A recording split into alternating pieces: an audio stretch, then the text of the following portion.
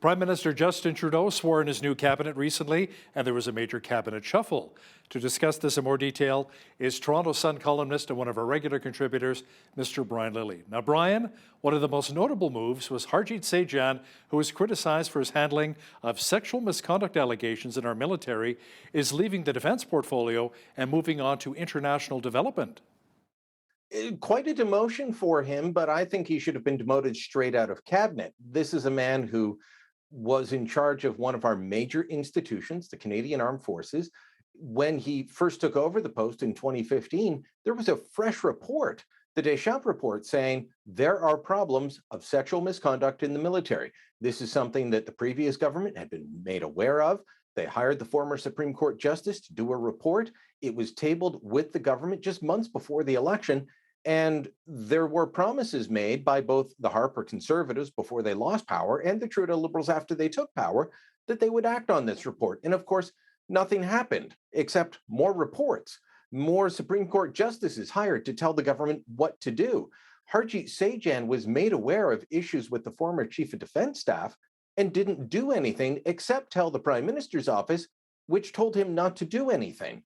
So Anita Anand is now in. She is well known to Canadians by now because she's been in charge of what we used to call public works, now public works and procurement. So she's been in charge of getting all the vaccines for Canadians and has done, appears to be a very competent job. She's been placed in charge. But that doesn't matter unless the Prime Minister's office gives her the ability to go in and make the changes necessary, because at the end of the day, it's up to the Prime Minister whether these changes, including having a completely independent investigative body to look into claims, whether that actually moves forward or not. And so far, he has not been willing to allow that to happen in the military. It has to happen if we're going to move past this shameful period in our military history. But he's shown no willingness to do it. He said the right words. Now we need to see action. Brian, there are lots of concerns with Stephen Guilbeault being appointed as Environment Minister and Jonathan Wilkinson as Natural Resources Minister. Apparently the two are anti-oil and gas. Is this really a declaration of war on our energy sector? I would say that beyond oil and gas, which is, this sector's already on edge with the Trudeau government, anyone involved in natural resource extraction, natural resources processing in this country, I'd even go as far as to say agriculture and agri-food, so farming and fishing, you need to be concerned with these guys in charge. Stephen Guilbeault was a Greenpeace activist. I think I've told you the story of the first time I met him about 20 odd years ago in Montreal, chained up to a gas pump at an Esso station in downtown Montreal. He's famous for having been arrested climbing the CN Tower. He is someone who is fully on board with the Greenpeace ethos and worked in that area for decades before joining the Trudeau Liberals. Jonathan Wilkinson is someone who has shown that he is on board with the Prime Minister's viewpoint on these things. Now, there's a lot of talk about how Trudeau cabinet ministers are really just figureheads, that concentration of power, which has been going on for decades, slowly eroding from cabinet ministers into the PMO, that does it really matter who's in charge? But Trudeau, in appointing Guilbeault especially, is signaling that he is fully embracing this way of thinking on the environment. And so if you're in the oil and gas sector, if you're in mining, if you're in forestry, you better be worried, because just look at what Greenpeace has posted on their website and expect that to be the next policy pronouncement from the Trudeau government. Now, if you like drama, Brian, forget about watching a television program. Instead, maybe watch what's unfolding with Rogers Communications and the saga surrounding its ousted leader, Edward Rogers. What's the latest here, and will it impact Rogers' attempt to try and sign some big-name free agents in the offseason for the Toronto Blue Jays? I knew you were going to bring it back to the Blue Jays. Rogers is not only a major cable company, they're a cell phone provider across the country. They're into home security systems. They own media outlets across the country, radio and television stations. And of course, yes, they own the Blue Jays outright. They're also equal partners with Bell Media in Maple Leaf Sports and Entertainment, which owns the Leafs, the Raptors, Toronto FC, and a bunch of minor league teams. So these guys are players that touch every corner of the country. And Ed Rogers, you said he's the ousted chairman. He would tell you he is the chairman of Rogers, and that It's the other people who are gone. This is a saga that beats Secession. If you've watched that hit TV show about a fictional TV, family owning a media conglomerate, this beats it. Although one of the participants in the saga, Martha Rogers, sister of Ed Rogers, says it's more like Game of Thrones. And she and her mother have said that they are going to spend every penny necessary to defeat Ed. I mean, what a setup going on here, Hal. So earlier this week, on Tuesday, Ed Rogers went to the BC Supreme Court because Rogers is registered as a company in British Columbia, believe it or not. That's where they're set up. So he filed papers there saying he is the legitimate chairman and his handpicked board of directors are the board members. He cites a statement that his mother made at a board meeting back in September, backing him. She, in a statement, said to me that no, he gave me a statement that wasn't true. Once I realized what he was doing, I changed my mind. His sister says that he's not telling the truth. This is an incredible saga that matters greatly because, beyond the salacious details of it, we're talking about a company with more than 25,000 employees, more than 10 million customers, 14 billion in revenue last year. This is a big deal, even for people's pension plans. A lot of people who have index funds are going to have Rogers in their pension plan. Well, their stock has gone down dramatically as a result of this, as investors step back and say, well, wait a minute here. What have I gotten myself into? And I think a lot of family members in and around the Rogers clan are wondering the same thing. Interesting to see how it unfolds. And like I said, if it does impact Rogers' opportunity to try and sign some of those big name Blue Jays, like maybe Marcus Semien, Robbie Ray, maybe some other free agents. Brian, last week the Trudeau Liberals announced the end of the old support systems and a new group of programs to help individuals and businesses. Now, you're one of the few who say that the government should not be doing this when Parliament is not sitting. Why is that?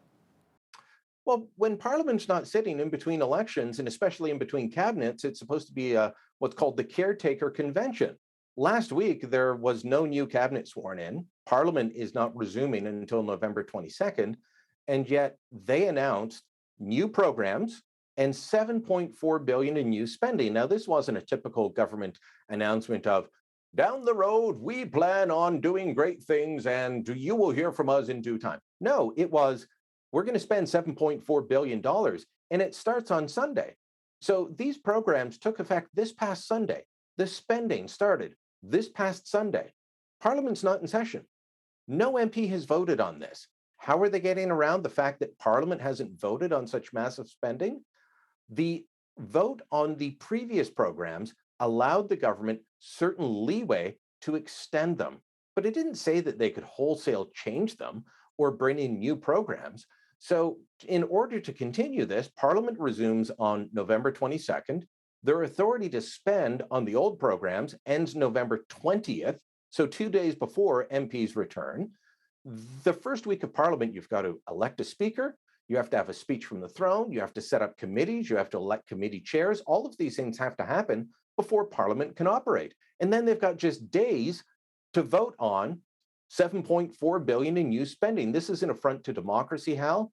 I had former Liberal MPs and senators write to me about how offended they were by this, that this is horrible, that it's not being called out. Beyond that, and there shouldn't be a beyond that. This should not be happening. But if the Liberals say, well, we're still giving MPs a vote, yeah, you're getting a vote with a gun to your head because these programs will already be in existence. And you're going to have to say to people, if you vote them down because they're bad, this is why we stopped them. If you think back to the beginning of the pandemic, the Liberals brought in wage subsidies and supports for Canadians that were poorly designed, and they had to be redrawn at the insistence of the opposition parties. All the opposition parties played a role in improving the programs. There's nothing to think that these new programs won't need improvement. They won't have time to consider them. They won't have time to hear from witnesses. They won't have time to debate. It will be vote on this now, or Canadians will go hungry before Christmas. Now, another change the Trudeau Liberals made was that people who lose their jobs for not being vaccinated will be denied employment insurance payments. Now, many argue that this action the government is taking is spiteful and petty. What are your thoughts? I think it's spiteful and petty. Look, the government is firing or threatening to fire workers who are working from home in their basements, on their dining room tables, people who aren't coming into contact with others. There could be a valid reason and a debate around should a surgeon who's going to operate on someone who's immunocompromised and they're going to cut them open, have their body fully open, and that person's not vaccinated, should they be doing that? At that point, we can have a real serious debate. But does Jane, the accounts clerk who works in her basement and hasn't worked in an office for almost 2 years, does she really need to be fully vaccinated or face termination? And then if she faces termination, you're not going to grant her employment insurance. This again goes against the caretaker convention because the government made this decision in between elections and they made it policy. So if you are terminated because you refuse to get vaccinated, the government is telling employers put down that you are fired with cause. Fired with cause normally means that, well, you're not meeting the terms of employment. Nobody had COVID-19 vaccination as a term of their employment if they were hired more than 2 years ago. So there's going to be a legal fight on this. There's already a temporary injunction that will be decided later this week over terminated health workers in Toronto. We'll see where that goes. Brian, inflation continues to spike here in our country. Gas here in southwestern Alberta is $1.45.9 a litre. It's gone up exponentially. It's gone up incredible. I know on the West Coast, I think they're like $1.75 a litre. Last week, Stats Canada reported a monthly inflation rate not seen since February of 2003. Are there any signs the government will take steps to properly deal with this? Not at this point. And look, that 4.4% inflation hike that StatsCan reported for September wasn't due to gas going up, because throughout the month of September, we saw a big spike in gas over the summer, and then it kind of plateaued throughout September. It's now in October started to go up again. So that 4.4% was based on food, appliances, housing, clothing, all of these other factors that they measure. It's going to be worse for October because gas has started to go up again and nothing else has slowed down. There's two ways that the federal government could deal with this. One, they could rein in their own spending, because out of control government spending, this deficit spending that they're in, does help drive inflation. The other thing would be to have the Bank of Canada raise interest rates, both of which are seen as potentially also hurting the economy, could hurt Canadians. We could see interest rates, mortgage rates go up, credit card rates go up. But if we don't have that, then it's called the invisible tax, because the price of everything's going up and you're not getting anything more in return for it. So this is a horrible situation that we're in. Canada's not alone or unique, but we may be alone and unique in not wanting to do anything to fight back against it at this point. That was political reporter and Toronto Sun columnist Brian Lilley. Thanks so much for your time today.